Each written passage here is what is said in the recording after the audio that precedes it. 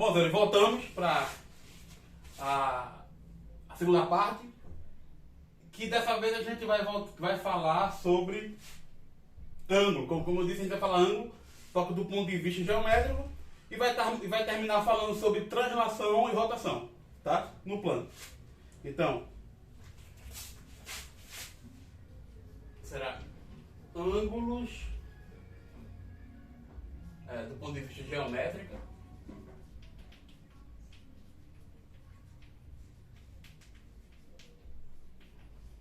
Geometricamente, translação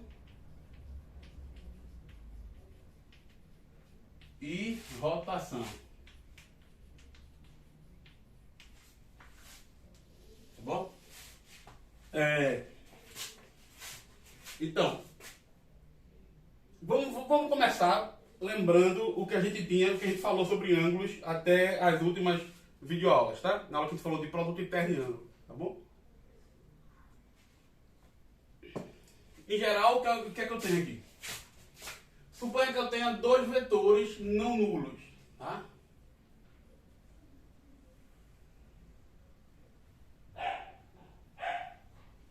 O vetor U e o vetor V. U e V vetores não nulos, eu posso representar eles aplicados em um mesmo ponto, que eu vou chamar aqui de O, tá? Então eu tenho U e V vetores não nulos, e eu posso representar eles saindo de um único ponto, aplicados em um ponto O do plano, tá? E aí, a partir daqui, o que é que eu tenho? Eu posso escolher um desses vetores, dessas direções e sentidos determinados por vetores, tá bom? E eu vou pegar aqui um ponto A na reta determinada por U, tá? Então eu vou pegar um ponto A aqui. Eu tenho, deixa eu colocar aqui, tá?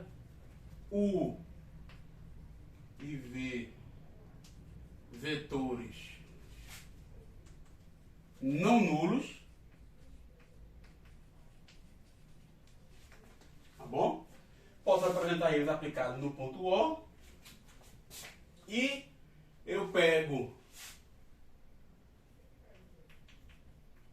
A pertencente à reta determinada por U. Então como é que fica? Como é que eu posso olhar para essa reta? Eu vou pegar a reta com os pontos O mais TU. E aí quem não lembra a ação de vetor em ponto, o que significa esse símbolo aqui? Lembre, tá? Eu volto na aula que eu falo sobre ação de vetor, tal que T pertence a R. Tá? Então, por exemplo, se esse U for da forma um CD, então isso aqui é O mais T que multiplica D menos C. Tá? Onde T pertence a R. Então, a gente já está no nível de maturidade no curso que a gente já pode resumir essa simbologia, porque o conceito de vetor já foi bastante amadurecido, tá bom? Então a gente pega um ponto A nessa reta, de modo que OA, esse vetor OA, ele está aqui, tá?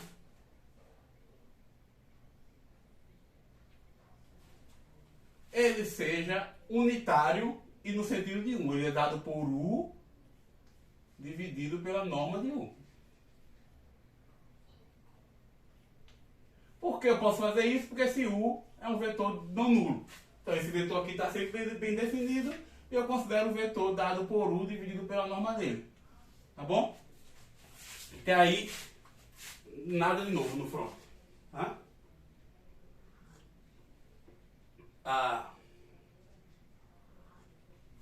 E aí a gente olha para essa reta aqui, tá? O mais TU é essa reta daqui, ó. Tá? A reta que passa por O e A, tá? Essa reta daqui, na verdade, agora ela vai ser dada por OA também, tá? essa reta daqui, a gente já viu isso, deixa eu pegar até outra cor. Então esse aqui, isso daqui é a reta OA agora, tá bom? Aqui eu peguei um ponto. Mas ok. Aí o que é que o que é que a gente já viu, né? O que é que eu vou fazer agora? Dado essa reta, qualquer ponto, existe uma reta, dado qualquer ponto sobre ela, existe uma reta ortogonal a ela que passa por esse ponto. Então eu vou pegar a reta ortogonal, a reta OA, ou a reta que passa por O e tem direção e sentido dado por U. No caso aqui, de direção, porque o sentido tanto faz, vai ser, ambos os sentidos vão ser capturados pela direção. E vou pegar a direção ortogonal a ela, né? A reta ortogonal que passa por esse ponto. A reta ortogonal que passa por O, tá? Então, seja S ortogonal a OA, contendo o ponto O, tá? Então, seja S ortogonal a, obviamente S é uma reta. Essa é a única coisa que poderia ser. Qualquer outra coisa que você pensar em S é tão longe quanto S ser um elefante, por exemplo. Tá? A única coisa que pode ser nesse sentido é S ser uma reta. Tá? Então, seja S ortogonal a reta OA. Nesse contexto dado fica claro que S é uma reta. Tá? E aí o que é que eu vou fazer?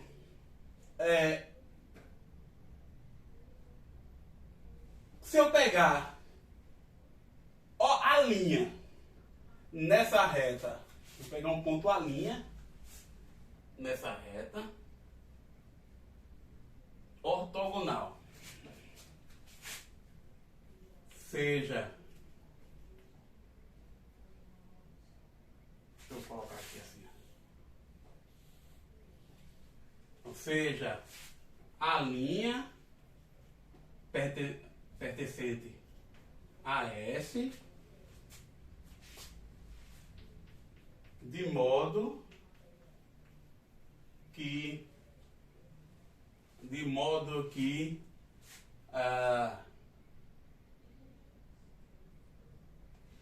norma de O a linha desse vetor, vou botar aqui embaixo, seja igual a 1. A linha, tá? Então deixa eu escrever assim, para ficar mais claro. De modo que a norma O a linha seja igual a 1. Então eu peguei uma linha, podia pegar uma linha aqui também, embaixo, tá? Tanto faz. Fixei um, vamos supor que é esse aqui de cima, tá bom? Então eu tenho aqui dois vetores, OA e OA', tá? E esses vetores são ortogonais. Então, sabemos que o produto interno de OA com OA' é igual a zero. São ortogonais, tá bom? Muito bem. O que é exatamente a projeção desse vetor V sobre U? Tá? Então, do ponto de vista de construção, vamos olhar para a construção algébrica, que foi o passo que a gente fez na aula passada da construção. Tá? Que é o seguinte: esses vetores, os vetores, a gente também já viu isso, OA e OA'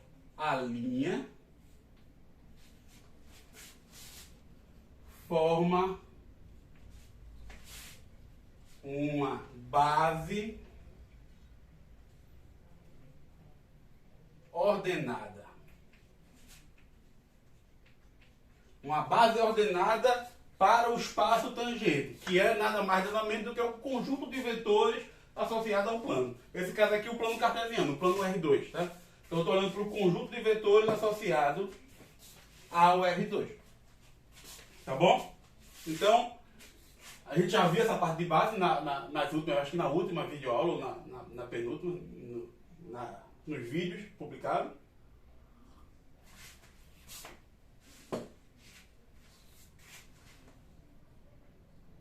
E não só isso. Então, como isso aqui forma uma base ordenada, portanto, existem únicos, não vou nem colocar aqui, mas são únicos. Eu vou chamar de únicos números reais, né? Únicos W, tal, ou ômega, se quiser. E W'. Nem isso, vou usar X e Y, porque vocês vão ver porque eu vou escolher o X e o Y, tá? Existem X e Y, números reais, tais que V se escreve como sendo X OA mais Y OB. OB não. OA'. Tá bom? Eu consigo escrever como isso aqui, esses dois vetores vão formar uma base, eu consigo escrever o V como sendo uma combinação linear desses dois vetores. Então vai existir números reais, coeficientes, de forma que V vai ser esse número X vezes esse vetor OA, mais um Y vezes esse vetor OB. Até aí, nada de novo no front. Nenhuma novidade. Tá bom?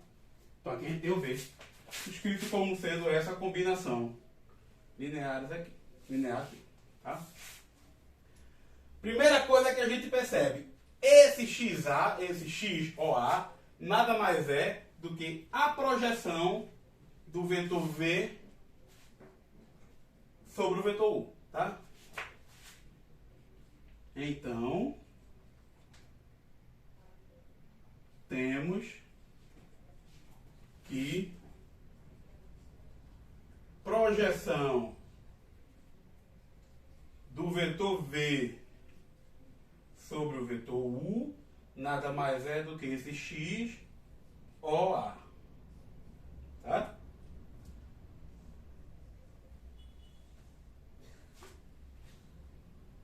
Tá bom? Só que a gente já tem. Mas isso não é a beleza.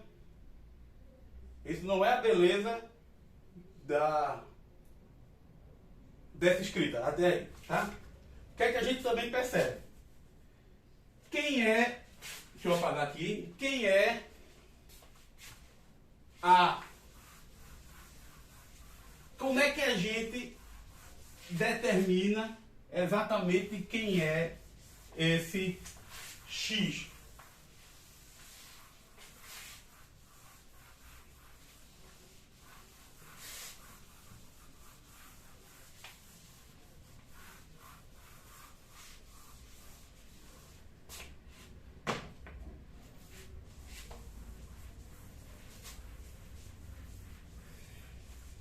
Note que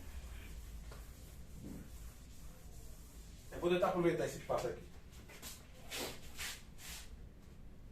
Note que não, vai ficar um garrancho. Vou para lá.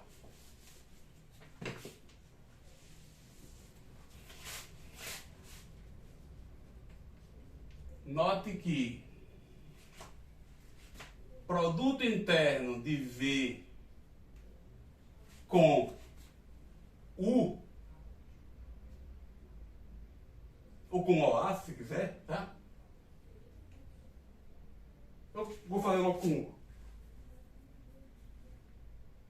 Não vou tá aqui, então. Já que eu estou escrevendo em função de OA, produto interno de V. Quem é esse produto interno de V com esse vetor OA? Quando eu aplicar o produto interno aqui com o vetor OA, vai ficar o x, ele sai do produto interno, então isso aqui fica x OA com OA mais y OA com OA' com OA. Tá? Esse vetor e esse vetor são ortogonais, então isso aqui vai dar 0.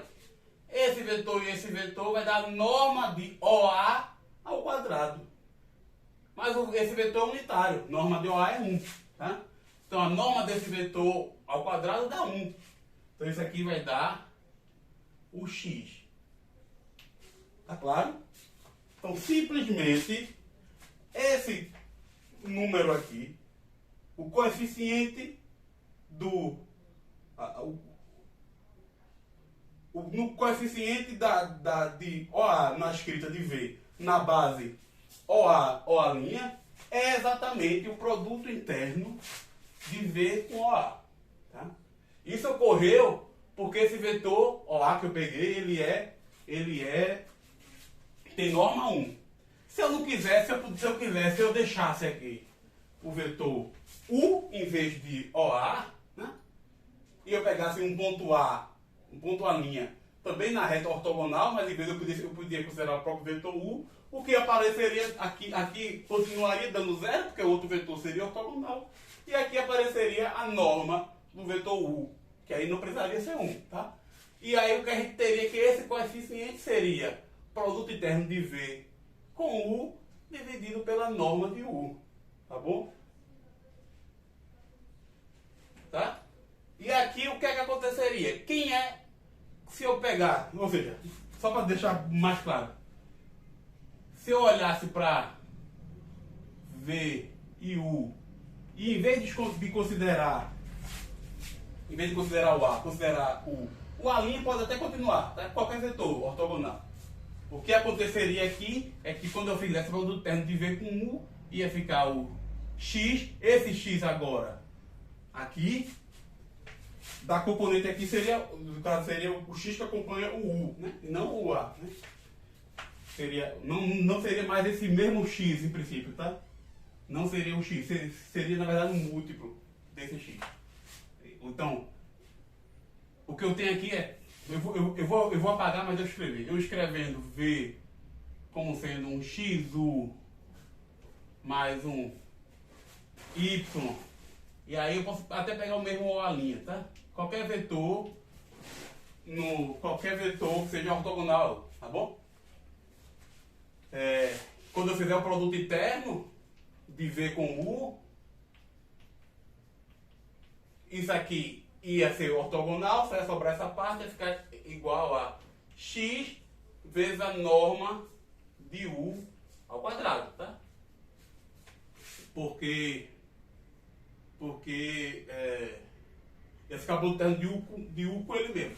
Portanto, o x ia ser igual a produto interno de V com U dividido pela norma de U ao quadrado. Por que norma de U ao quadrado? Porque uma dessas normas eu vou botar para dentro, vai ficar U sobre a norma de U, recupera esse OA, que é o vetor unitário U sobre a norma de U, e o outro norma é o que dá a correção, que é quando eu multiplico por esse valor de x, eu obtenho esse coeficiente aqui, tá bom? Então, esse valor de correção, mas esse tipo de coisa, de fato, para quem está estudando já tem que ter percebido isso, né? Deve ter mexido com isso. Então, voltando para o que eu estava falando, a gente tem essa primeira propriedade. Tá? Esse coeficiente aqui, quando eu escrevo o V como essa combinação, esse daqui nada mais é do que o produto interno de V com o próprio vetor OA. Tá? E não só isso. Quem é a norma de V? Eita.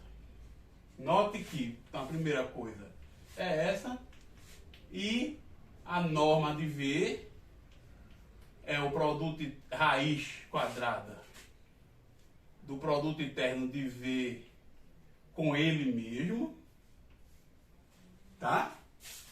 E aí eu uso essa escrita de V.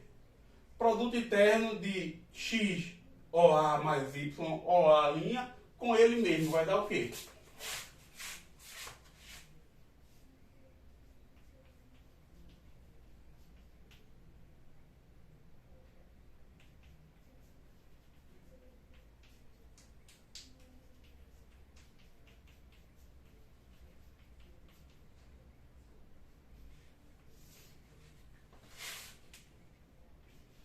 Isso aqui vai ficar x com x, vai ficar esse vezes esse, dá x quadrado, OA com OA dá 1, produto interno. Então aqui eu tenho x quadrado. Esse com esse dá 0 porque esses dois vetores são ortogonais. Esse com esse vai dar 0 porque esses dois vetores são ortogonais. E esse com esse dá y quadrado. Tá?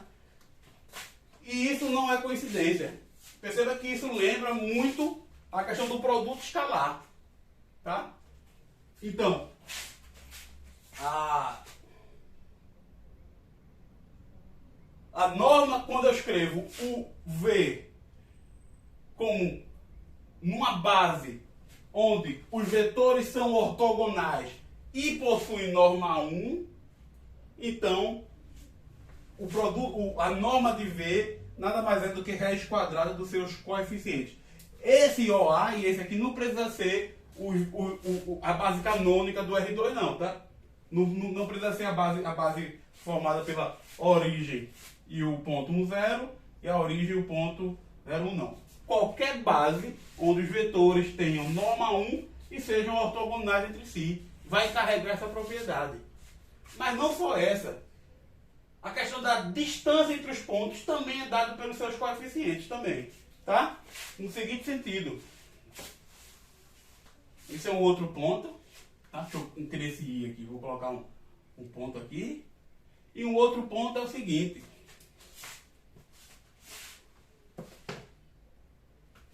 Cadê o pano?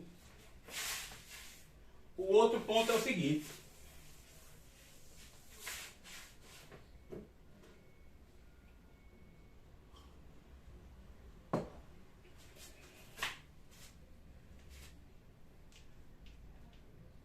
Se V é x OA mais y OA'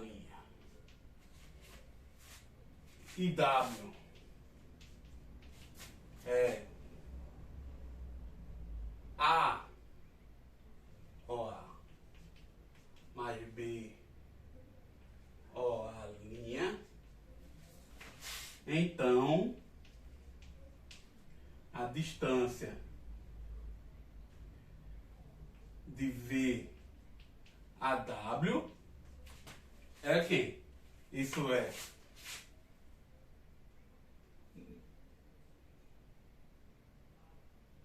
deixa eu ver a W não, que distância de V a W.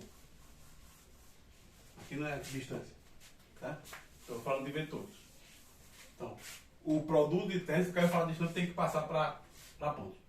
Já viu que a norma é elevada? Então, o produto interno de V e W, de modo geral, quando eu fizer, vai ficar x OA vezes A OA, então vai ficar XA, mais esse com esse vai dar 0, esse com esse continua dando 0, porque os vetores são ortogonais, e sobra mais YB, que é a mesma forma do produto interno usual. Tá? Olhando só para as coordenadas. Só que aqui eu não estou olhando coordenadas em termos da base canônica. Lembra que eu defini produto interno usual relativo à base canônica.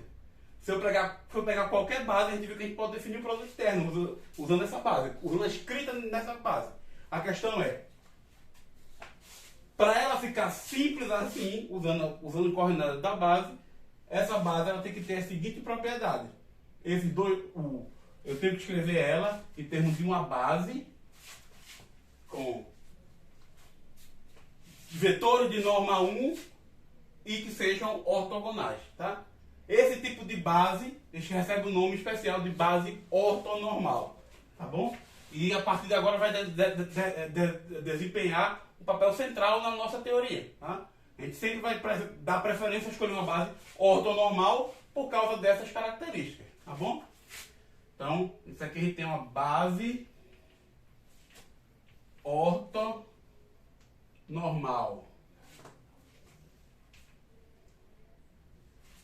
É uma base ordenada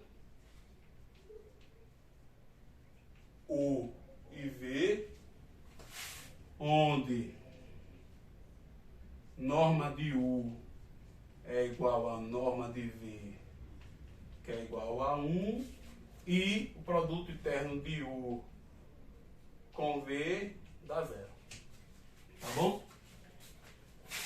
Então, fizemos um pouco mais de digressão para aproveitar e falar logo de base ortonormal, mas o que eu queria quando eu voltasse para cá era como é que a gente definiu o ângulo entre vetores, tá?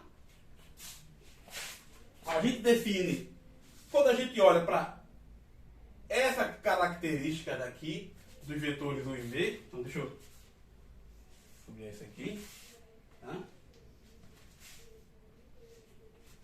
A gente definiu o ângulo entre esses dois vetores de modo a casar bem com essa questão da projeção, tá?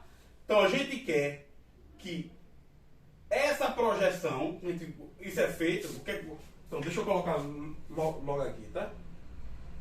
Vou aproveitar esse espaço. O que a gente definiu como sendo o ângulo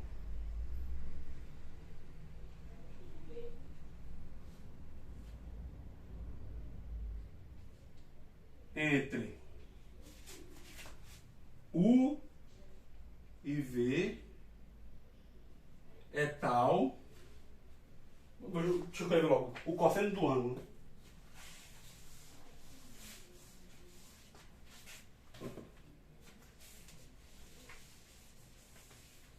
Tá? Na nossa construção que foi coisa algébrica, esse termo aqui, ó, quando eu olhar para... Não sei se eu faço ali. Vou fazer o seguinte. Acho que eu vou fazer aqui mesmo. Vou aproveitar isso aqui, tá? Do ponto de vista geométrico, quem é essa projeção aqui? Vai ser exatamente... Deixa eu pegar esse cara daqui. Vai ser uma coisa mais ou menos assim. Eu não queria nem que casasse com esse A. Então deixa eu diminuir um pouco esse vetor. Ver. Tá? Então,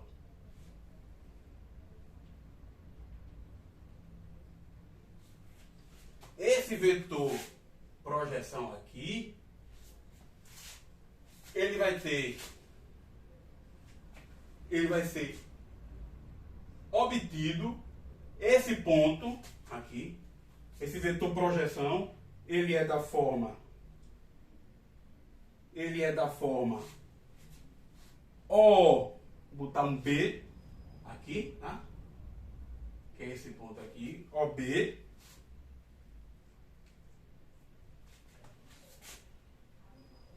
Onde B é o ponto da reta OA mais próxima desse ponto daqui, chamado de C, que é o ponto onde o vetor AC é o vetor V, tá? Então, onde esse B é esse ponto mais próximo dessa reta, tá? E ele é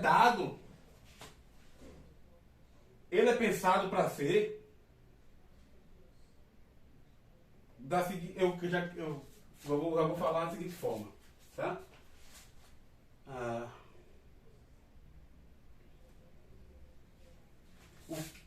O que a gente convencionou como um ângulo, tá? Olhando para esses dois vetores, na aula passada, o que a gente convencionou como sendo o cosseno, a gente viu uma construção algébrica do cosseno do ângulo desses dois vetores, certo? De modo que o que seria o ângulo, vamos chamar assim, alfa desses dois vetores, seria tal que isso seria igual a cosseno desse ângulo alfa Tá? Isso tem que ser igual ao cosseno desse ângulo alfa vezes a norma de V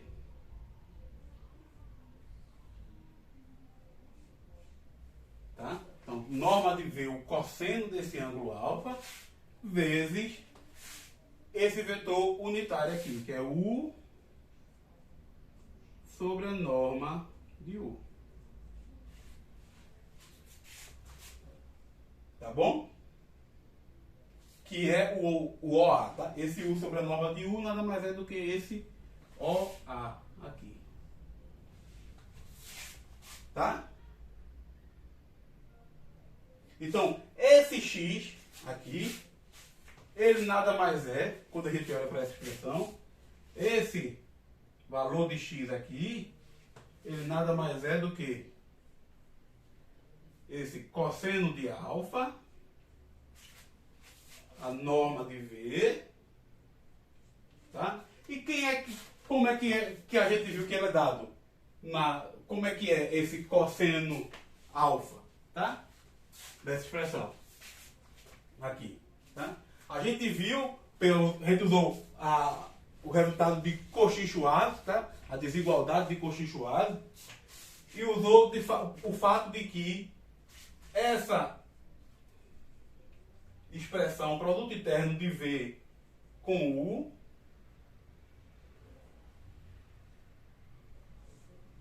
sobre a norma de V vezes a norma de U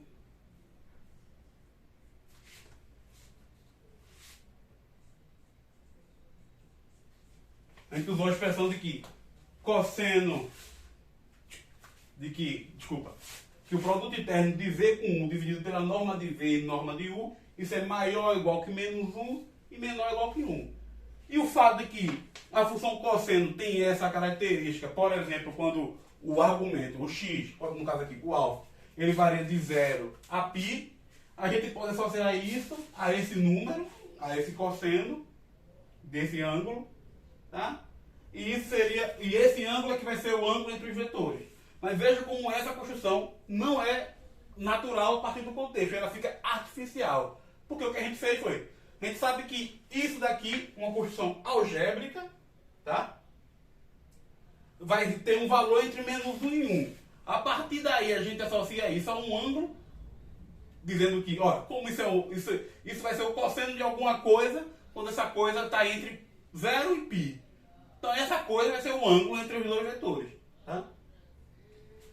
Então ficaria dessa forma aqui, é por isso que aí aqui se cancela, e aqui ficaria então o que a gente obteve, que é, no caso aqui se fosse U, ficaria produto externo de V com U sobre norma de U ao quadrado vezes a direção U, tá? O quadrado vem por causa desse outro norma daqui que vai se juntar com esse aqui, do alfa, como eu disse, tá?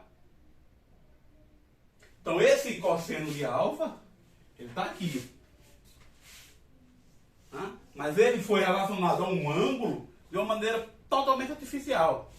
Usando, ó, como por causa da desigualdade de Cauchy-Schwarz, esse cara daqui está entre menos 1 e 1, portanto eu posso associar ele ao cosseno de algum ângulo. O que a gente vai fazer agora é olhar isso, só que do ponto de vista mais geométrico. Tá? E a primeira coisa que você tem que perguntar é, o que de fato, o que é um ângulo? Do ponto de vista geométrico, o que é que se quer dizer quando se fala em ângulo? Tá? E aí a gente vai desenvolver e vai reobter essa expressão aqui. A gente vai ver como voltar para essa expressão,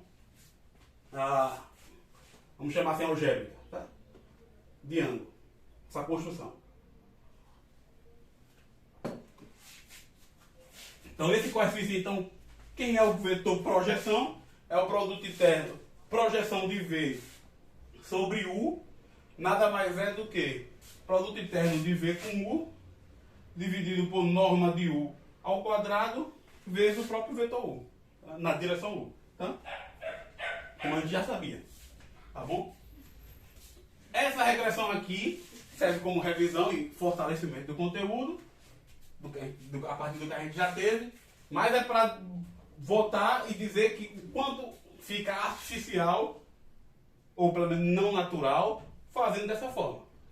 A gente vai voltar agora e vai começar pensando no que seria um ângulo, só que do ponto de vista geométrico. E do ponto de vista geométrico, a ideia de ângulo, isso já desde os antigos, é simplesmente dois segmentos de reta partindo de um mesmo ponto. Tá? Então,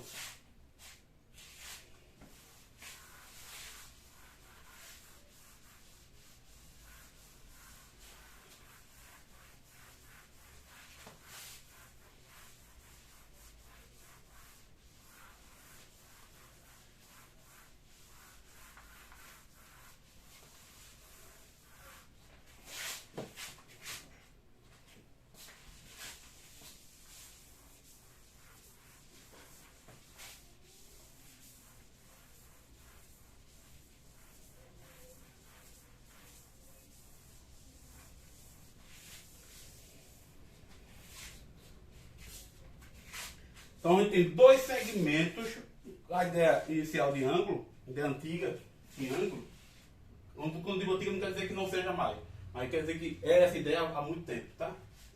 Simplesmente é dois segmentos de reta, isso continua, tá? Deixa eu até diminuir. Se encontrando em um mesmo ponto. Ó, dois segmentos, tá? Que eu tenho um segmento e um outro segmento. Aí, o que é que eu vou fazer? Eu vou olhar para circunferência de raio 1 centrada nesse ponto. Então, eu vou olhar para circunferência de raio 1 com centro em O. Tá? Isso vai me dar dois pontos. Vou chamar isso aqui.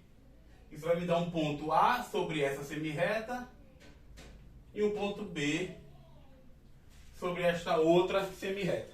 E sobre a circunferência de raio 1. Então isso aqui é a circunferência de raio 1 centrada no ponto O. Tá claro?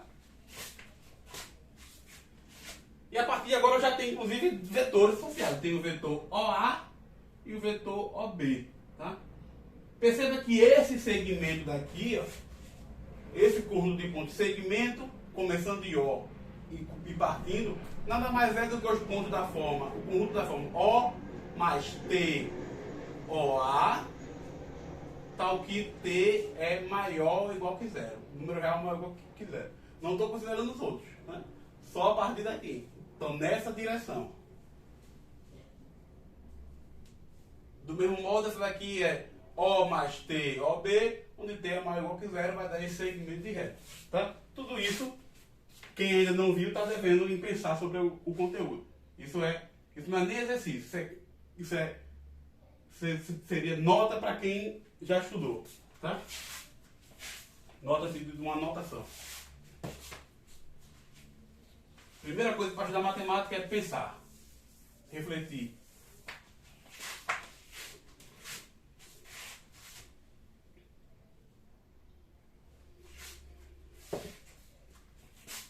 Muito bem. Então a gente tem isso aí, tá? Aí eu vou olhar nessa circunferência daqui. Eu tenho dois arcos ligando o ponto A ao ponto B. Eu tenho esse arco maior e esse arco menor, tá? O perímetro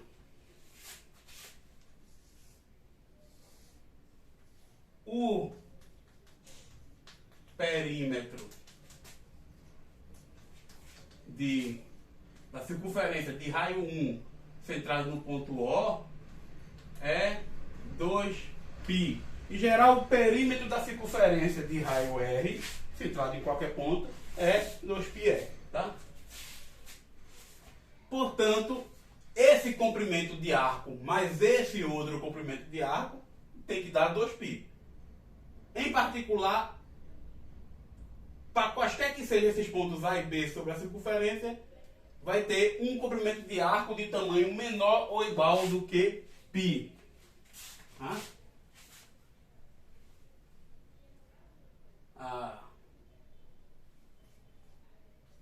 Portanto,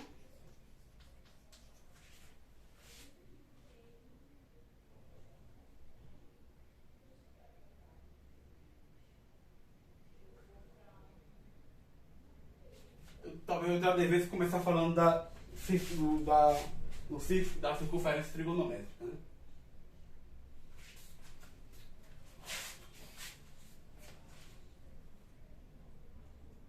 É melhor.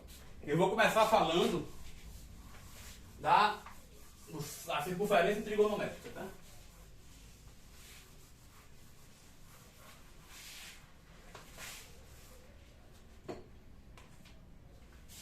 Falamos já de ângulo e aproveito e vou falar um pouco sobre as funções trigonométricas, já que vão desempenhar papel importante. Então,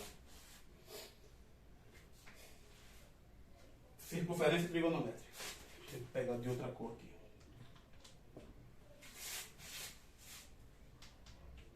Circunferência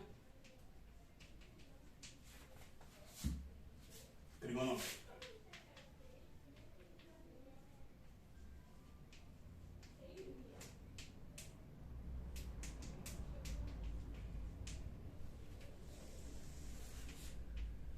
Tá? Então você vai considerar a circunferência de raio 1 centrada no ponto 0, 0. Aqui eu tenho a imagem. Então, primeiro eu vou fazer logo a circunferência.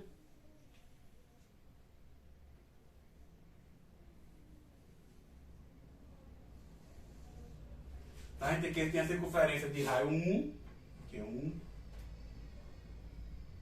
1, 1 e 1. Circunferência de raio 1. E eu vou pegar essa cor, né? Vou escurecer mais ela aqui.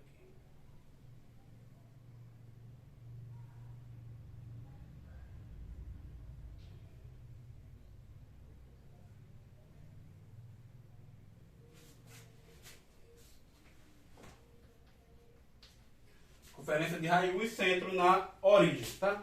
Como eu estava falando antes, circunferência de raio 1 centrada em qualquer ponto vai ter perímetro 2π, tá? Então a gente tem aqui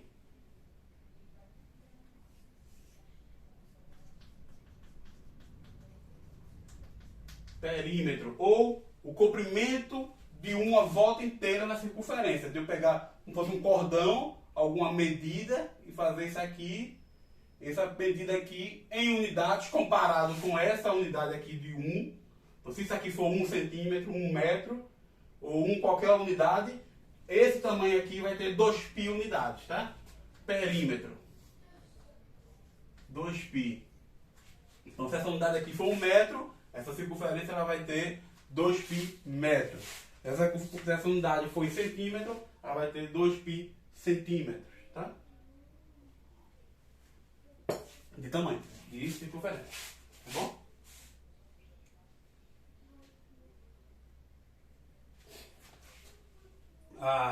Então a gente tem um perímetro 2π.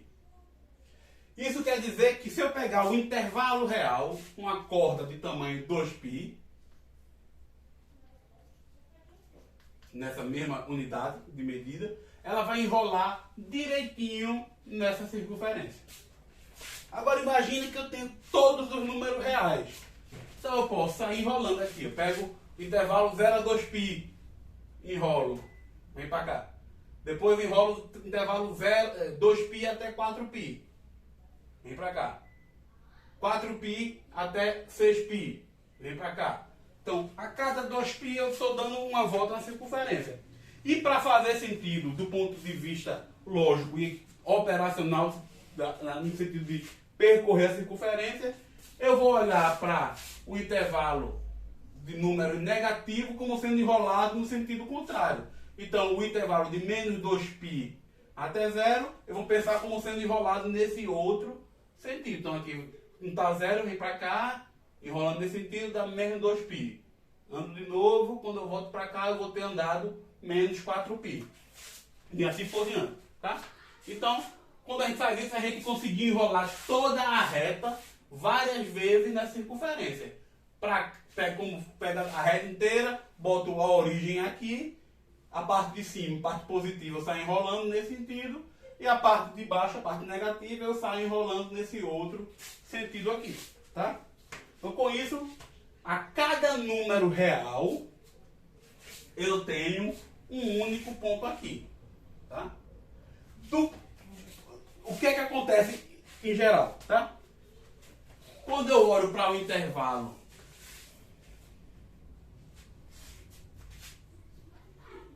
a cada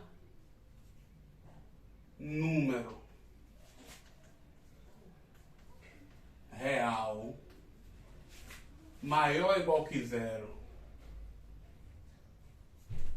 não botar x não, vou botar t, menor ou igual do que 2π, existe um único ponto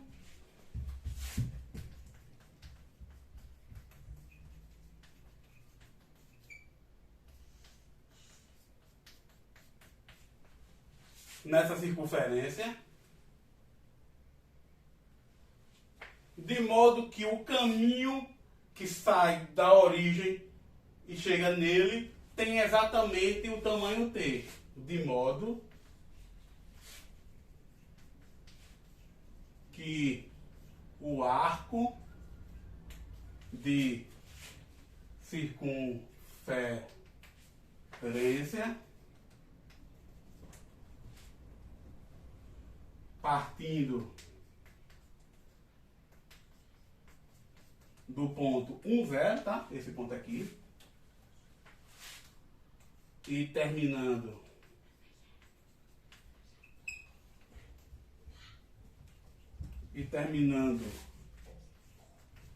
em P. Então, estou olhando para esse arco aqui, ó. Vou pegar de branco. Não, esse aqui. Azul.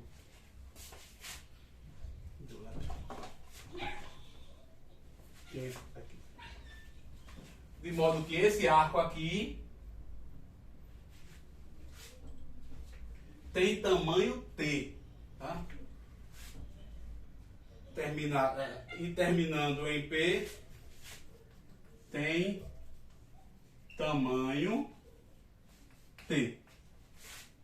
Para cada T aqui, tá? Se o T for 0, na verdade o arco é só esse ponto. Se o T for 2π, é quando eu percorro todo o sentido. Sempre no sentido anti-horário, tá? Convenção no sentido positivo, tá? E o sentido negativo a gente enrola para baixo, tá bom? E aqui a gente chega no ponto P. Tá?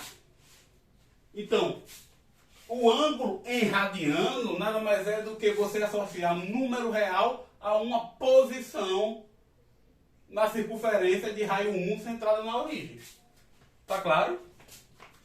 E a partir daí, a gente tem que, se o T for maior do que 2π, eu continuo andando até parar. Então, esse ponto aqui vai estar relacionado a infinitos números reais. Mas cada número real vai ter um único ponto na circunferência associada a ele, que é quando eu ando aquela quantidade o tamanho do arco, né? Ando o comprimento do arco sobre a circunferência e paro naquele ponto, tá bom? Então, neste caso,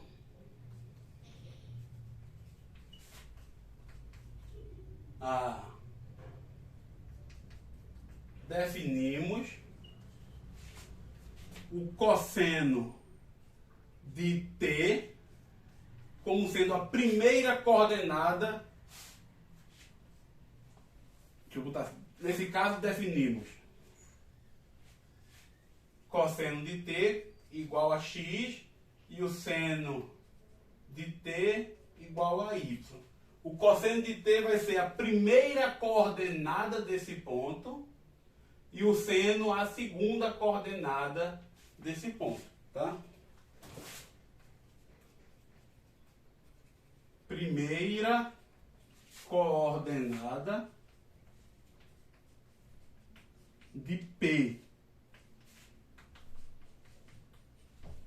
E aqui a segunda coordenada.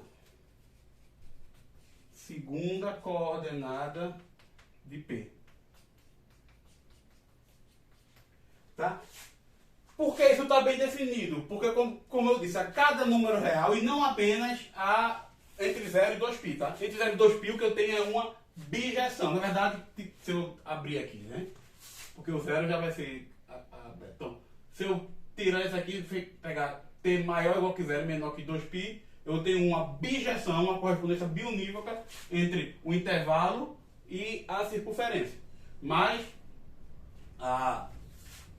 em geral, o que eu tenho é pegar qualquer número real, eu vou ter um único ponto associado sobre a circunferência de raio 1 centrado na origem, associado a esse número real, t. Aí eu vou olhar para esse ponto, como é um ponto do plano, ele vai ter duas coordenadas x e y, o cosseno dele, o cosseno desse número t, que está associado a p, porque esse t é o comprimento do arco que eu estou andando, tá? E se esse t for negativo, eu penso, a única diferença é que eu penso nele sendo andando no sentido contrário, tá? Então esse t é o comprimento do arco, e aí o cosseno dele, a gente vai olhar para a primeira coordenada do ponto associado a esse ponto. O seno, a gente olha para a segunda coordenada do ponto. Então é uma construção geométrica, tá? Eu estou pegando uma medida, qualquer número real, estou associando essa medida a um ponto. Cada número real é associado de forma única a um ponto sobre a circunferência de raio 1 centrada na origem, tá? Através de percorrendo um sentido anti-horário, que é o sentido positivo, ou no sentido horário, que é o negativo. Partindo daqui. Tudo conversão. Né? Definir isso, ok. A partir daí eu vou definir a primeira coordenada desse ponto como sendo o cosseno e a segunda coordenada desse ponto como sendo o seno. E aí eu acabei de definir duas funções, que eu chamo das funções trigonométricas. Função seno e a função cosseno. Tá? Ambos estão definidos para qualquer número real. Tá bom? Como esse ponto está sobre a circunferência de raio 1 centrada na origem, né? Como esse ponto está sobre a circunferência de raio 1 centrada na origem, o que é que as suas coordenadas satisfazem? Eu sei que a distância desse ponto à origem é 1. Que a distância desse ponto à origem é raiz quadrada de x ao quadrado mais y ao quadrado. Então eu tenho que raiz quadrada de x quadrado mais y ao quadrado é igual a 1. Só que raiz quadrada ser igual a 1 significa dizer que o próprio x quadrado mais y ao quadrado é igual a 1. Tá? Mas quem é o x? É o cosseno de t, associado a esse ponto. Quem é o y? É o seno de t. Onde t é esse comprimento de arco aqui. Pode ser aqui, pode ser aqui. Por exemplo, se o ponto estiver aqui, o cosseno dele continua sendo a primeira coordenada e o seno a segunda coordenada. Se o ponto estiver aqui, o cosseno continua sendo a primeira coordenada e o seno a segunda coordenada. Tá? Não muda nada. Então, por causa dessa propriedade, a gente tem a primeira relação fundamental das funções trigonométricas. Tá bom? Que é o seguinte.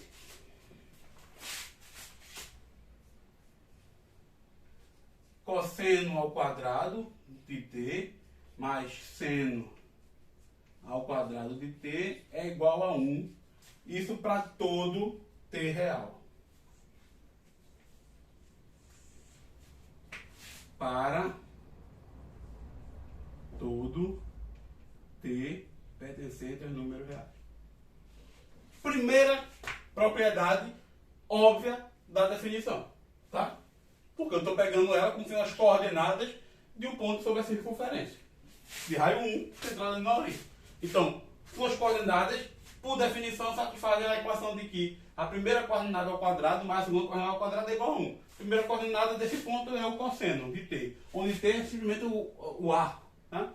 Segunda coordenada é o seno de t. Tá? Então, seno ao quadrado mais cosseno ao quadrado tem que dar 1.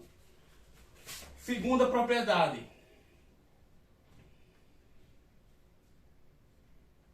Cosseno de t mais 2k π é igual a cosseno de t para todo K pertencente a Z. Então, para todo número inteiro, quando eu olho para um múltiplo de 2π, eu volto para o mesmo número. Então, se eu olho para t, aí eu vim parar aqui. Se eu somo t mais 2π, eu vou dar uma volta e venho parar no mesmo ponto. Se eu somo t mais 4π, eu dou uma volta e vou parar no mesmo ponto. Se eu pego t, dou duas voltas na verdade. Se eu pego t e somo mais menos 2π, eu dou uma volta, agora no sentido contrário, e paro aqui, no mesmo ponto. Se eu pego isso e somo menos 4π, eu dou duas voltas e vou parar no mesmo ponto. Então, somar 2kπ não altera o valor do cosseno, assim como, obviamente, não altera o valor do seno.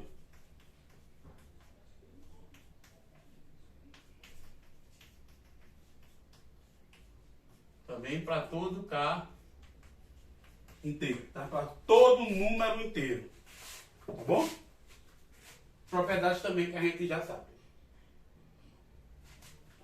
Então, a gente só precisa, por causa desse daqui, a gente só precisa olhar para o intervalo fundamental, que é o intervalo 0, 2π, tá bom? O resto é só você replicar por periodicidade, ela se repete periodicamente. Muito bem. Então, com isso, algumas coisas notáveis, tá? Perceba aqui. Cosseno de 0 é igual a 1. Tá? Quando t é 0, eu estou aqui. E o seno de 0 é 0. O seno de 0, eu estou aqui, no 0. Segunda coordenada é 0. Tá?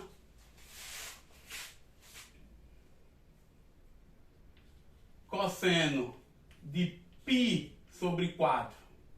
Aí eu vou olhar, por exemplo, eu vou dividir esse termo aqui por 4. Tá? Quando eu divido isto por 4, vou dividir a circunferência toda por 8. Quer dividir esse π, essa semicircunferência por 4. Então eu tenho uma parte aqui, que é igual a essa outra parte, que é igual a essa outra parte, que é igual a essa outra parte. Tá?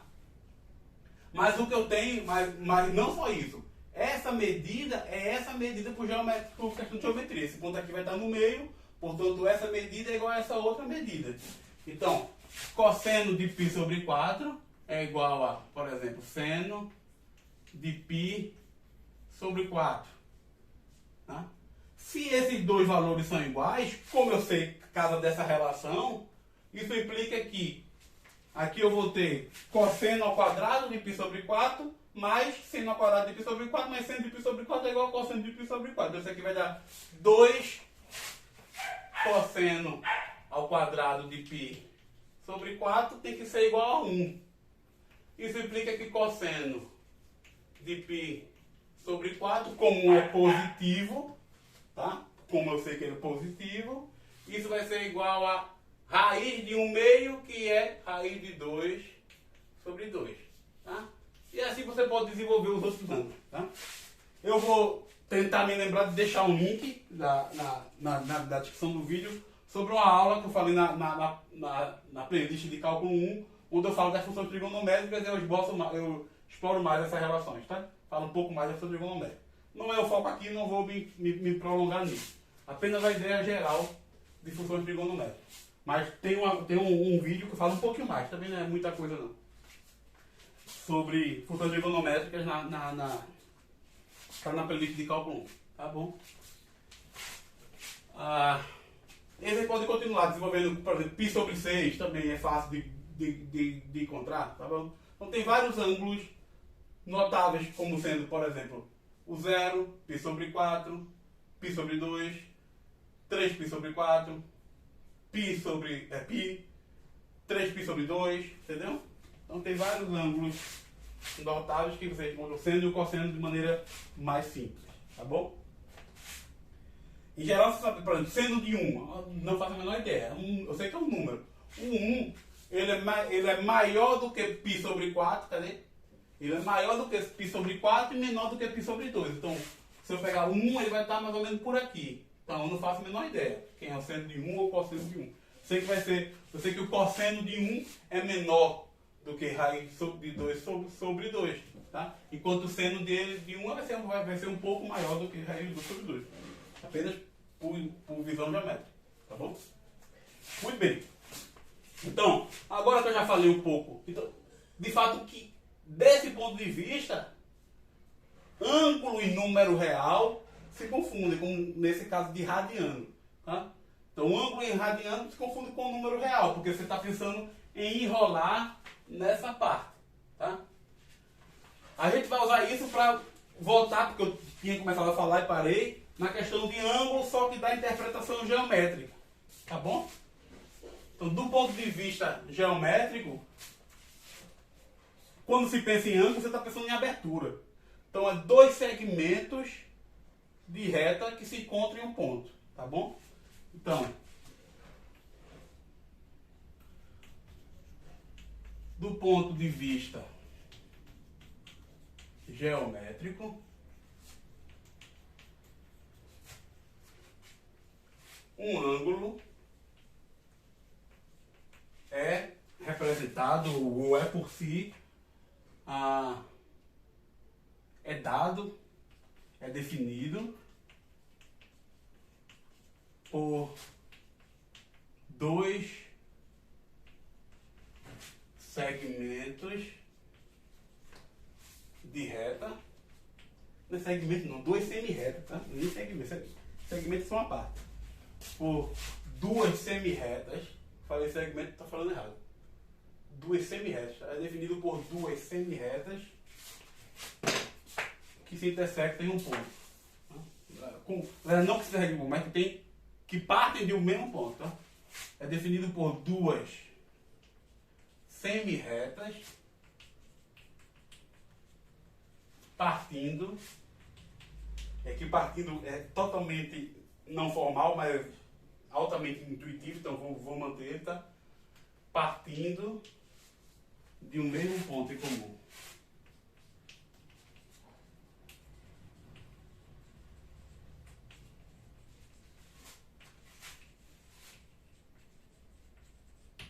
Tá bom? Então, geometricamente, o que eu tenho? Um ponto O, um segmento e outro segmento. Isso aqui vai, né? Segmento infinito. Tá bom? Então, isso é um ângulo, tá? E a gente percebe a importância de se falar em ângulo, é natural. Se for fazer qualquer construção com madeira, com qualquer segmento, pedaço de tijolo, com qualquer medida de apoio, você vai precisar falar em ângulo, trabalhar com essas aberturas, tá?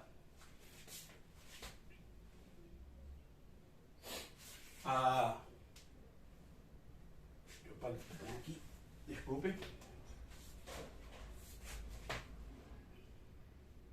Então, dado qualquer segmento, desculpa, de novo eu falei segmentos são semi-retas, tá? Então, dadas quaisquer duas semi-retas que partem de um mesmo ponto O, eu posso traçar a circunferência de raio 1 centrada em O. Eu vou olhar aqui.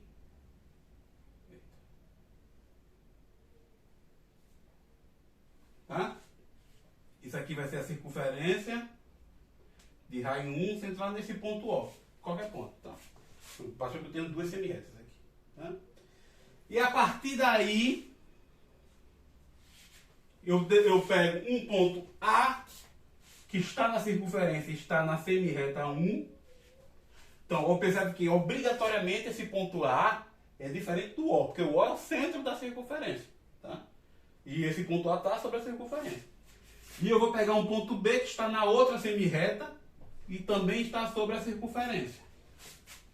Deixa eu diminuir um pouco essa semi-reta aqui. Isso aqui vai ficar um pouco sem uso.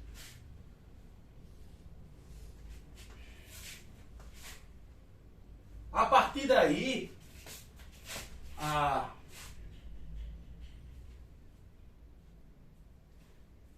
existem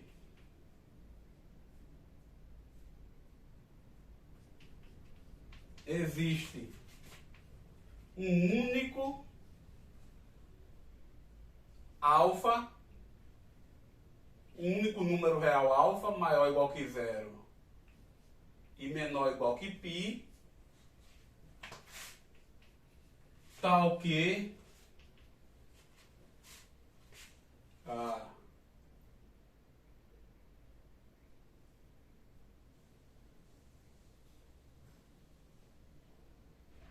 tal que existe um único alfa com tamanho menor ou igual que π, tal que o comprimento de arco, o comprimento do A, um dos arcos ligando A a B tem comprimento alfa, tá?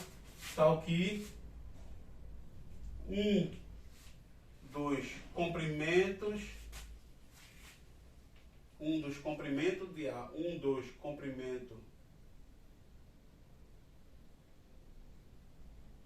é melhor escrever de outra forma. Então,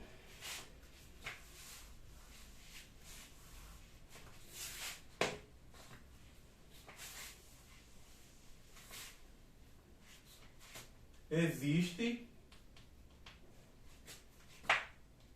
arco de comprimento alfa com alfa maior ou igual que zero e menor ou igual que π, ligando os pontos A e B, tá?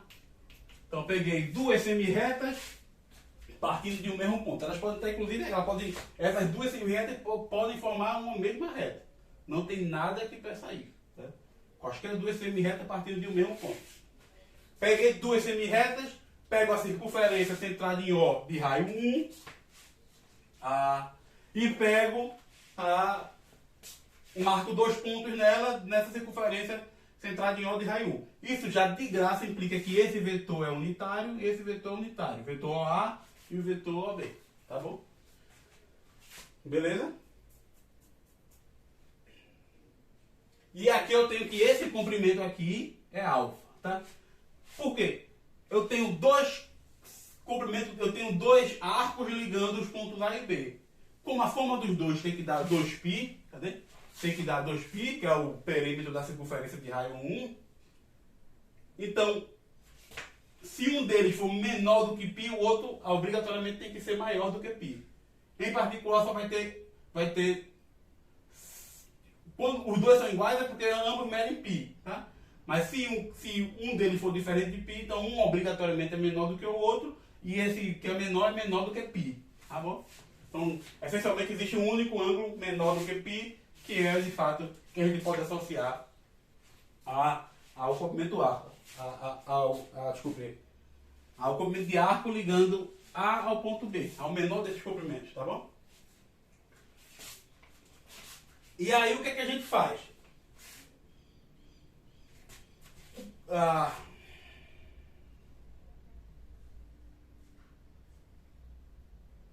Então esse ângulo alfa esse número alfa é o que a gente vai dizer que é o ângulo dos segmentos, tá? Então definimos alfa como sendo o ângulo entre os segmentos entre as semirretas. Tá? O ângulo entre as semirretas. Ou o ângulo formado, o ângulo formado pelas semirretas. Na verdade, precisamente aqui é o seguinte, essas semirretas é o ângulo, tá? Então, a cada par de semirretas existe esse alfa associado a ele, o alfa maior ou igual que zero e menor que π, que é o que a gente vai chamar de ângulo, tá bom? Então,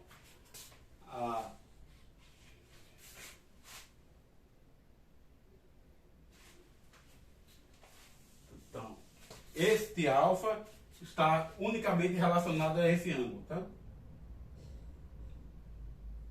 Por isso, como é que eu escrevo isso? Então, este ângulo, aqui ângulo que eu penso é um ângulo geométrico, tá? Um ângulo, nesse ponto de vista geométrico, está unicamente relacionado a este alfa. Maior ou igual que zero, menor ou igual que π. Tá bom?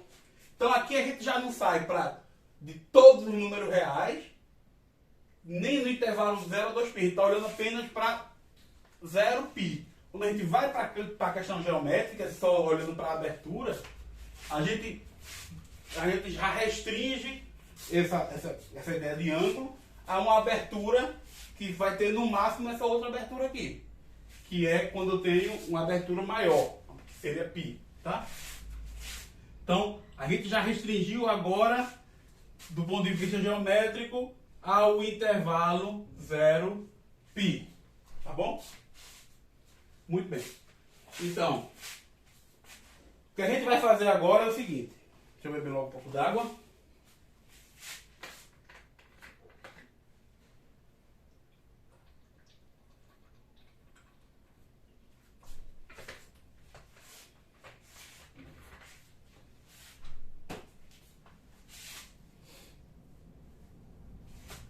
Que é o seguinte.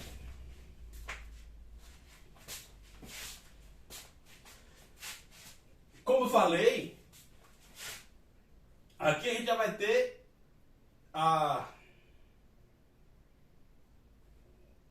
vetores associados, né? Quando a gente fizer essa construção, já tem de graça aqui 2 vetores associados. Agora a gente tem essa construção geométrica, tá bom? Do ângulo, do que seria um ângulo, e vai tentar colocar ela agora nos vetores. E vai torcer e vai ver que vai dar certo. Que essa noção geométrica de ângulo, está restrita a 0π, vai coincidir com aquela construção meio que artificial, algébrica que a gente tinha e dar o mesmo resultado quando a gente for medir, tá bom?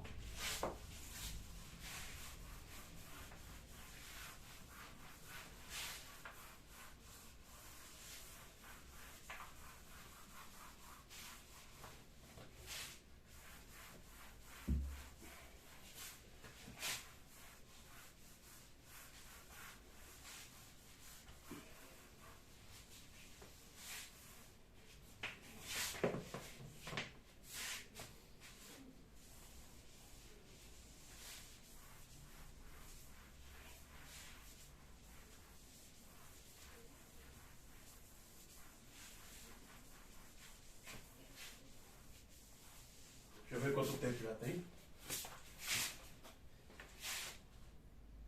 Nossa, 1h13 já. Ele está aí um pouco mais. Então,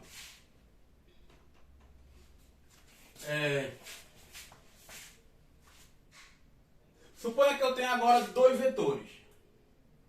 Vamos voltar para aquela construção que a gente tinha. Dados U e V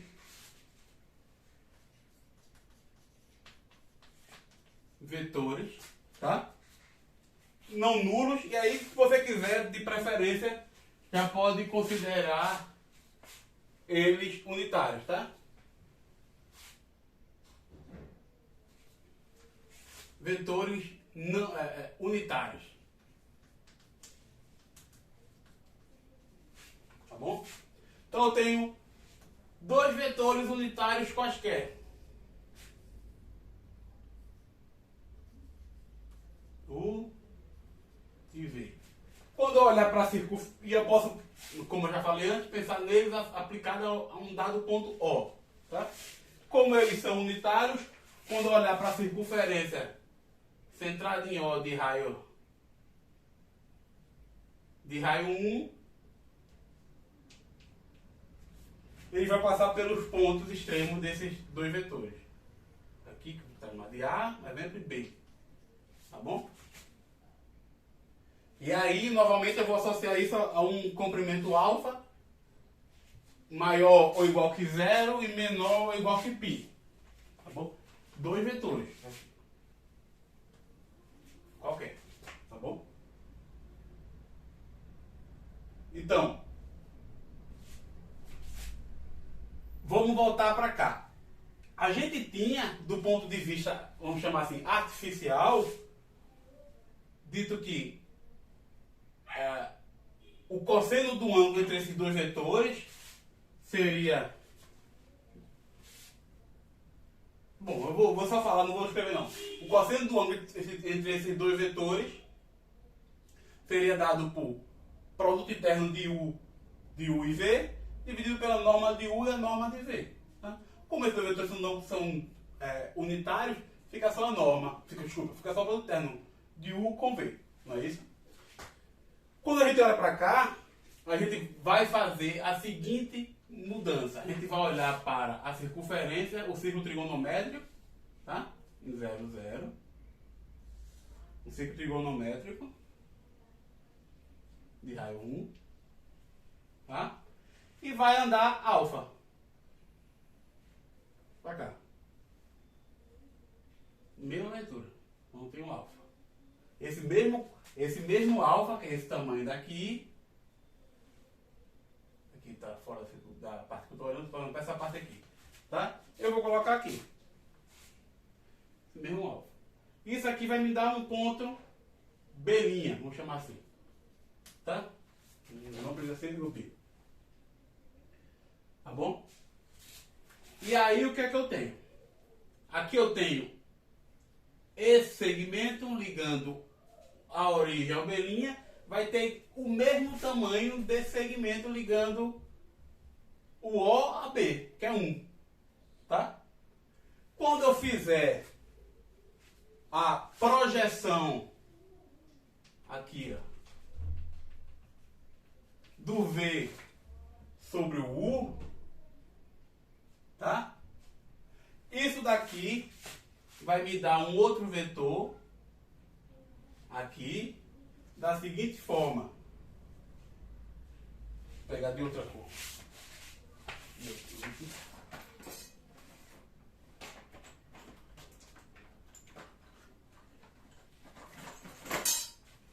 Então, a projeção de V sobre U vai ser dado por quê? Vai ser esse outro vetor aqui, vai ter esse x vezes U, né? Na direção x, um número x na direção U. Quem é esse x aqui? Certo? Como é que a gente obtém esse x aqui? Desse ponto de vista aqui, só que agora geométrico, tá? Aí a gente vai olhar para essa outra aqui. Quando a gente vem para cá, esse triângulo daqui é igual quando eu desço esse triângulo aqui. Por quê? Quando eu olho para essa reta, esse ponto é o ponto mais próximo da reta determinada por OA. Esse ponto aqui é o ponto mais próximo da reta determinada por esse... da reta X, né? OX, né? Do eixo das abscissas. Então, esse cara daqui é o cosseno de alfa.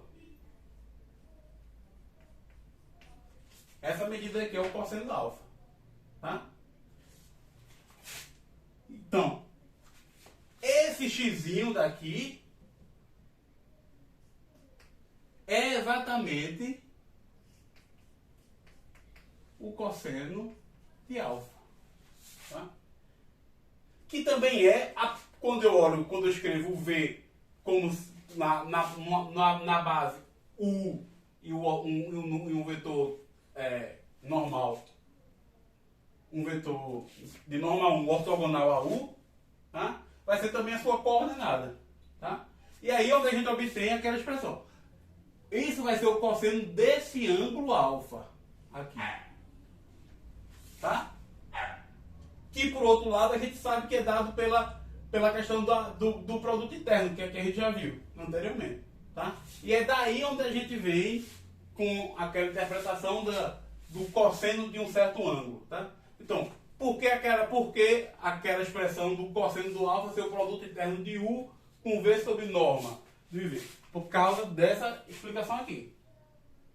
Tá? Dessa construção geométrica, que quando a gente joga para, nesse caso, colocando esse como sendo a primeira coordenada e esse como sendo a segunda coordenada, por se tratar de base, aquele negócio de bases ortonormais, vai obter que isso de fato, que essa primeira coordenada de fato é o cosseno de um ângulo alfa.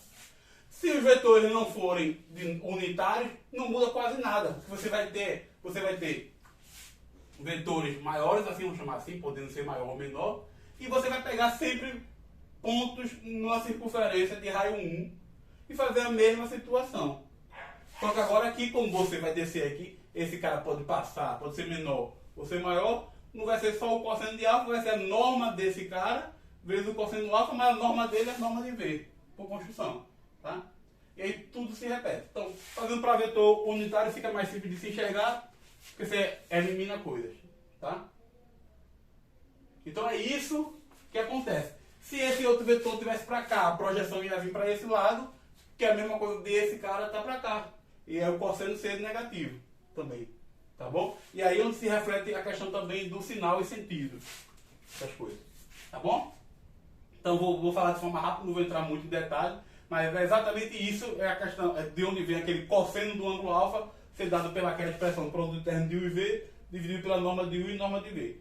A gente construiu isso olhando, isso aqui está entre menos 1 e 1 pelo teorema de Cauchy-Schwarz, pela desigualdade de Cauchy-Schwarz, portanto está associado a um cosseno. Então nessa aula a gente já viu que de fato é um seno e um cosseno, como se constrói, e geometricamente de onde vem isso aí, de que de fato aquilo é um cosseno de alguma coisa. Tá bom? Muito bem. Para terminar, esse vídeo já está longo, já vai com 1h30 já, quando ver. 1h22. Vou falar rapidamente do que é translação e... Deixa eu pegar isso aqui. Desculpem. Translação e rotação. Tá? Então, translação.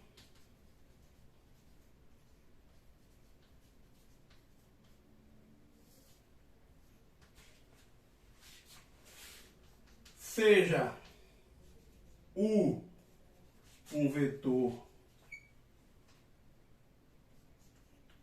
qualquer,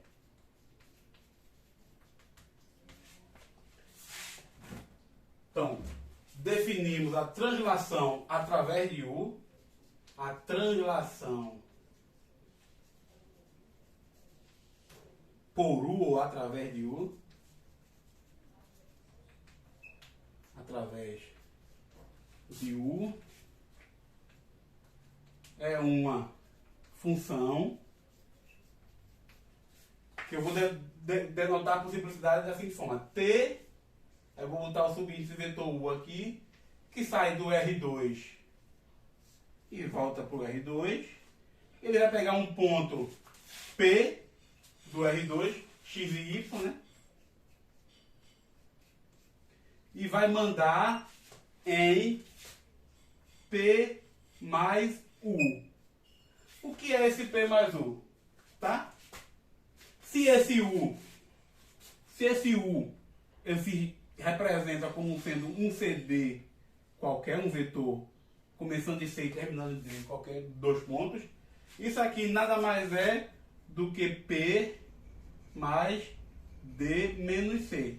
A gente já viu que se U é igual a CD ou é igual a 1AB, o que ele tem em comum é que D menos C é igual a B menos A. Em geral, quaisquer dois pontos A e B, de modo que o vetor AB represente U, tem a propriedade de que o final menos o inicial são iguais. Então, B menos A é igual a D menos C.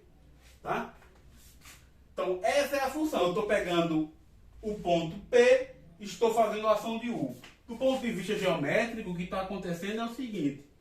Eu tenho um ponto P, qualquer ponto, e sempre vai vir um vetor U aqui, e eu vou vir parar nesse outro ponto. Eu tenho um ponto A, eu fui para esse outro ponto. Eu tenho um ponto B, quando eu aplicar o U, eu vou vir parar nesse outro ponto. Sempre U, tá? C, eu pego o U, outro ponto. E isso acontece com todos os pontos. Tá? Todos os pontos eles são transladados, eles são levados através do mesmo vetor U. Tá? Então, quando eu estou olhando, por exemplo, para a esfera, desculpa, para a circunferência, para a esfera. Quando eu estou olhando para a circunferência,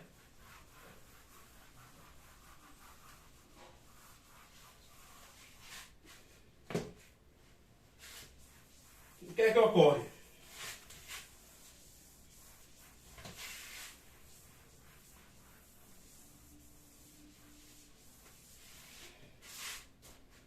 Quando eu estou olhando para a circunferência, por exemplo, eu tenho aqui uma circunferência, aí eu vou aplicar por um vetor aqui. Então, esse vem para cá, esse vem para cá. Era bom manter o mesmo tamanho. Será que tem uma régua que faz? Aqui.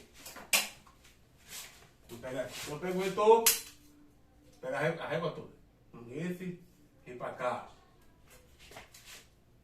Esse ponto, aí vem para cá.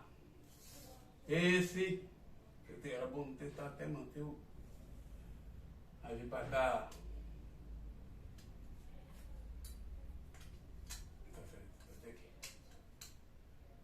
Esse H, entendeu? Então, o que acontece é que isso vai ser levado numa circunferência de mesmo raio. Vai ficar horrível aqui, amor. Esse aqui é bom porque ele mantém o tamanho.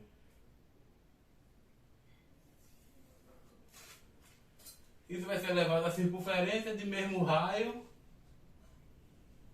mais ou menos assim. Tá? Só que agora aplicada no centro, esse aqui é o centro O centro vai ser agora O mais U. Tá? Então, se eu pego os pontos da circunferência de raio R centrado em O, quando eu aplico a translação em R2, o efeito disso vai ser levar a circunferência de centro em raio O na circunferência, circunferência de raio R em centro O, a circunferência de raio R no centro O mais U. Tá? De ponto de vista geral, essa aplicação preserva a distância. Tá? No seguinte sentido.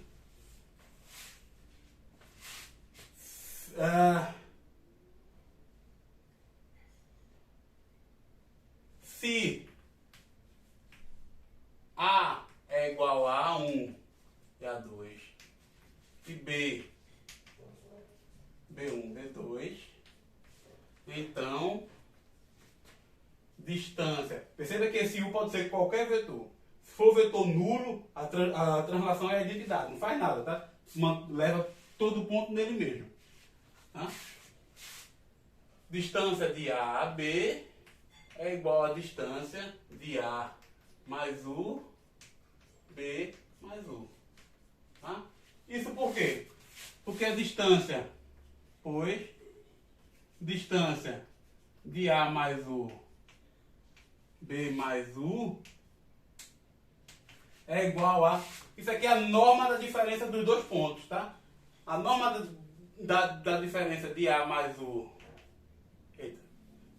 de B mais U, menos A mais U, é igual a norma de B menos A. Isso não é porque eu estou cancelando lá, não. Isso aqui vai dar um ponto, tá? E você vai olhar que as coordenadas desse ponto aqui vai ser B mais uma coisa da forma D menos C, onde U representado por CD. Tá? Então isso aqui fica B mais D menos C menos A mais D menos C. Aí vai se cancelar o D menos C com esse menos D menos C, sobra B menos A a norma de B menos A, que é, por definição, a distância na verdade, não é por definição, é a consequência. Né? Distância de A até B. Então, transladar os pontos do R2 preserva distância. Isso é fundamental se eu quero fazer uma coisa geométrica, tá bom? Transladar pontos preserva distância. Tá parecendo que a câmera andou. Deixa eu ajeitar só um pouquinho. Pronto. Vou ficar aqui na parte ali. Tá bom? Então, a moral da história é essa. Que a translação preserva distância.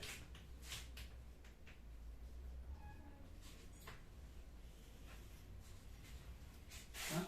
E, obviamente, se ela preserva distância, ela vai preservar a circunferência. Tá?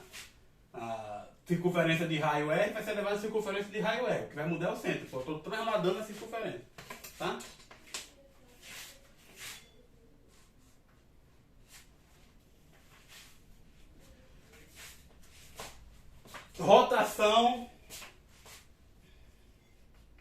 Rotação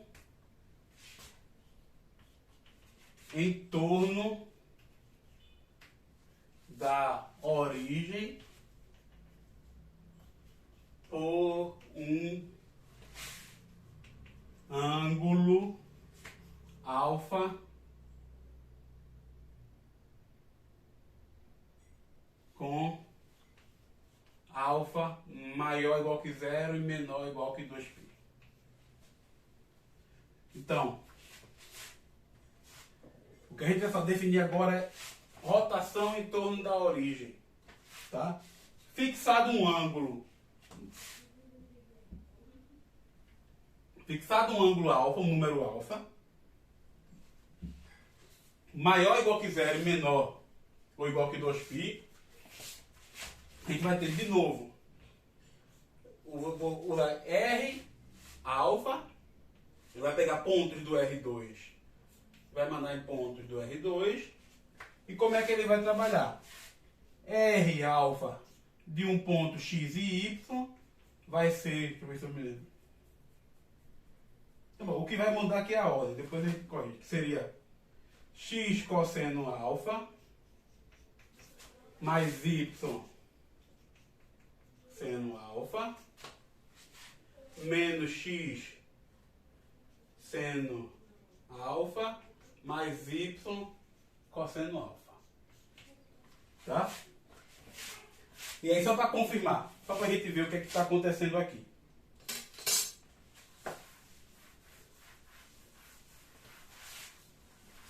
Do ponto de vista geométrico, tá?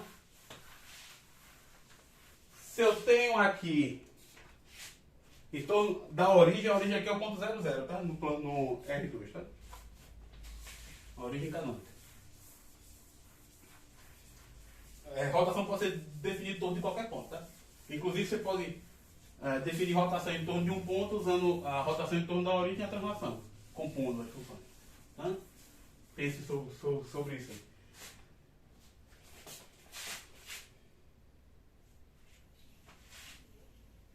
Então, vamos ver se isso faz o efeito que eu quero mesmo ou você está fazendo o contrário.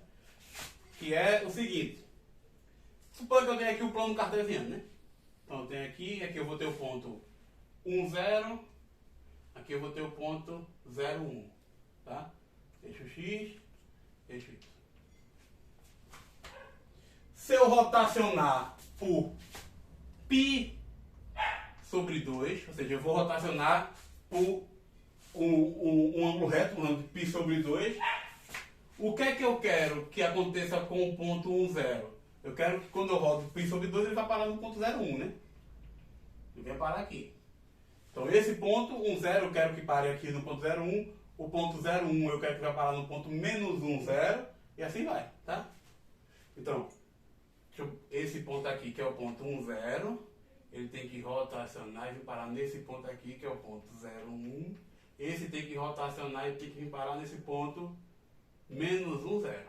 E esse daqui, naturalmente, viria para cá, que é 0 menos 1. Né? Será que isso acontece?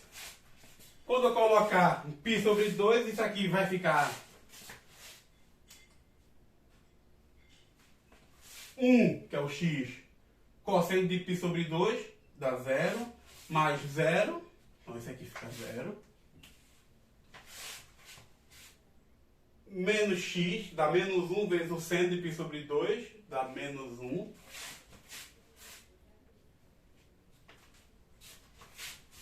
Aí,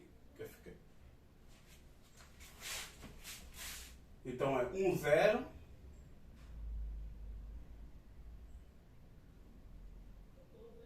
Né? Deixa eu ver. π sobre 2 e 1, 0. Então vai ficar 1 cosseno de π sobre 2 que dá 0, mais 0. Dá 0. E aqui fica menos 1 seno de π sobre 2 que dá 1, então dá menos 1 e cosseno de π sobre 2 dá 0. Então ele veio para o caminho errado. Ele não veio para onde eu queria que ele fosse. Ele está rodando no sentido contrário. Tá? Então aqui, a maneira simples é só você trocar alfa por menos alfa. Quando você fizer isso cosseno da função par, aí eu não falei nem dessas coisas, isso aí está no detalhe daquela aula que eu falei, de cálculo 1. Mas perceba que, se eu tenho alfa, venho por aqui, o menos alfa é a mesma coisa, só que vindo para cá, tá? Então, seno de alfa é menos o seno de menos alfa. Seno de menos alfa, em outra palavra, é igual a menos o seno de alfa. Por outro lado, o cosseno é a mesma coisa. Cosseno de menos alfa é igual ao cosseno de alfa. Isso se mantém geral, tá? Então, o seno é que chama de função ímpar. Seno de menos um número é menos o seno daquele número. Tá? E cosseno é uma função par. Cosseno de menos um número é igual ao cosseno do próprio número. O cosseno não percebe essa questão de positivo ou negativo. Tá? Então, quando eu troco o alfa por menos alfa, isso aqui fica x cosseno de alfa menos y seno de alfa. Aí aqui fica x seno de alfa mais, troquei por menos alfa, né, o menos soma, mais y cosseno de alfa. Aí vamos ver se agora isso vai dar certo. Aí quando eu aplicar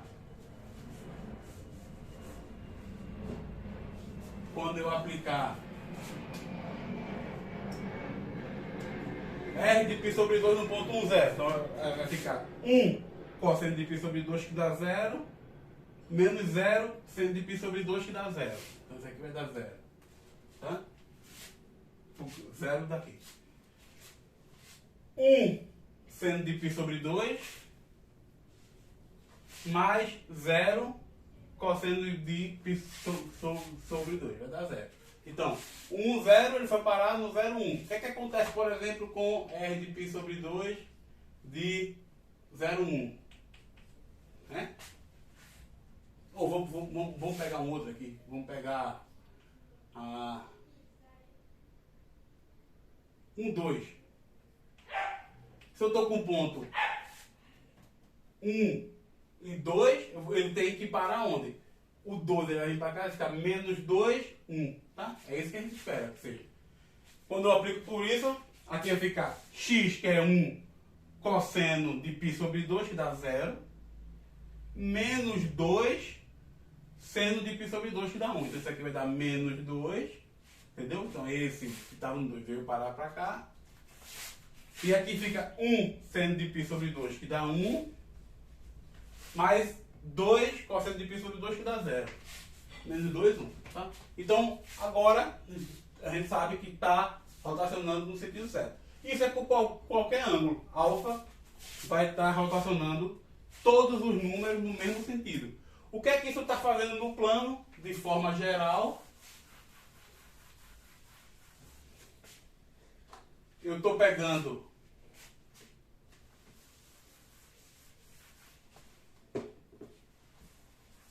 se eu estou no plano aqui,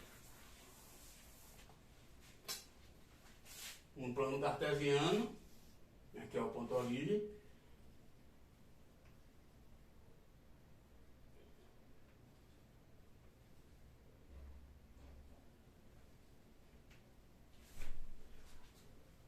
Quando eu aplico alfa, R alfa em x e y, o que é que acontece com os pontos? Eles vão ser rotacionados por alfa. A origem ele fica fixa, então por isso que é em torno da origem, ele é o único ponto que vai ficar fixado e todos os outros vão ser rotacionados por um ângulo alfa.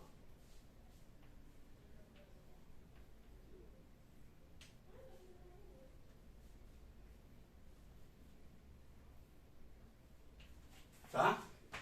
Todos os outros vão ser rotacionados pelo mesmo ângulo alfa. Tá bom? No sentido anti-horário. Tá? E a moral da história é que a distância de R alfa de A, R alfa de B, é igual à distância de AB. Isso para qualquer ponto, tá? Por quê? Aqui, de novo, é só aplicar a fórmula da distância. Isso daqui é o RA, estou usando o A e o B, esses membros aqui, tá? De forma genérica, tá bom? Então,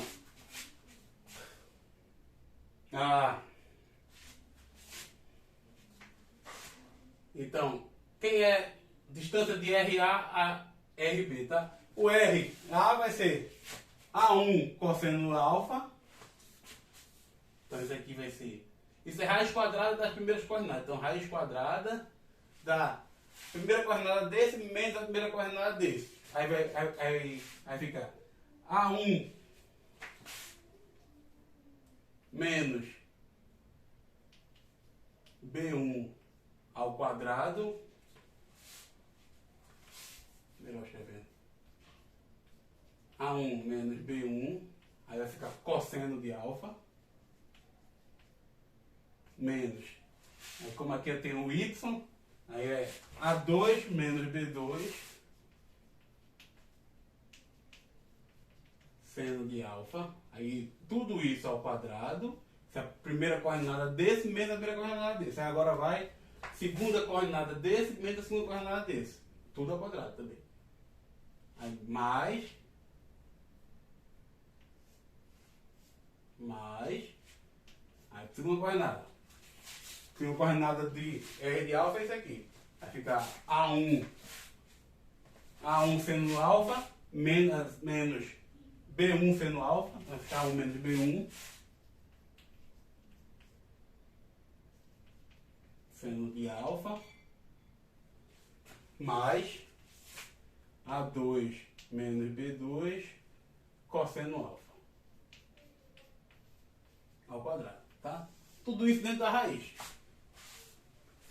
Aí levar ao quadrado, fica o quadrado desse menos 2 vezes esse mais o quadrado desse. E aqui embaixo fica o quadrado desse mais 2 vezes esse mais o quadrado desse.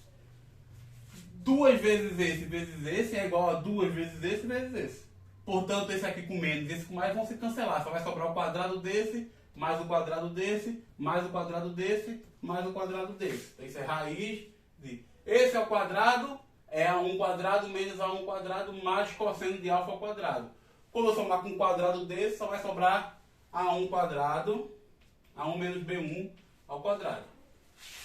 A2 menos B2 seno ao quadrado vai se somar com esse daqui ao quadrado.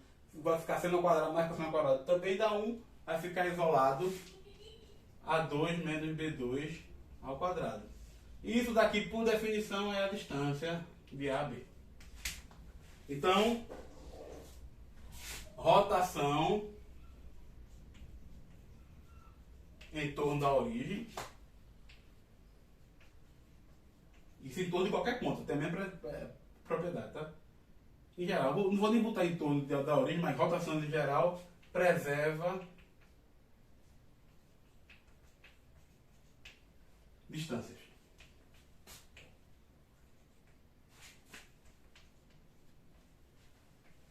Rotações preservam distâncias.